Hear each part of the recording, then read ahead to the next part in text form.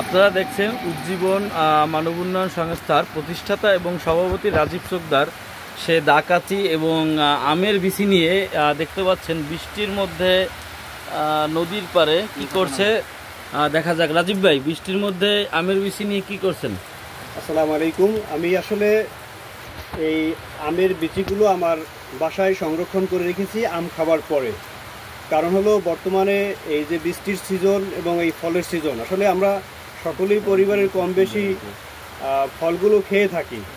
আর এই ফলগুলো থেকে আমরা যদি এই আমের বিচিগুলো সংরক্ষণ করে রাস্তার পাশে, যেমন আমি এখন বর্তমানে আছি বানারীপাড়ার মিনি কুয়াকাটা খ্যাত সেই ভাইরাল জায়গায়, যে জায়গায় আসলে দূর দূরান্ত থেকে মানুষগুলো ছুটে আসে, সেই জায়গার পার্শ্বে, রাস্তার যে পার্শ্বে আছে সেই পার্শ্বে কিন্তু এই বিচিগুলো আমরা বপন করতে চাই।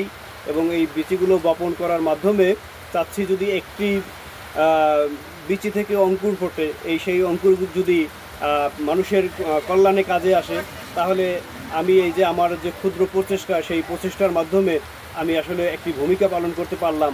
তো আমি আশা করি আপনারা যারা এই ভিডিওটি দেখতে পাচ্ছেন এবং দেখছেন, তারা আমার এই ভিডিও দেখার মাধ্যমে, এই কথা বলার মাধ্যমে অনুপ্রাণিত হবেন। এবং বর্তমান যে সময়টা চলছে, সেই সময়টা হলো আমরা বিভিন্ন রকম ফল খেয়ে থাকি। এই ফলগুলোর বিচি যদি আমরা ছড়িয়ে ছিটিয়ে দিতে থাকি, তাহলে আশা করি আমাদের এই বাংলাদেশ যেভাবে সুজলা সুফলা ছিল আগে, সেভাবেই আবার এই বাংলাদেশটাকে আমরা নিয়ে যেতে পারবো।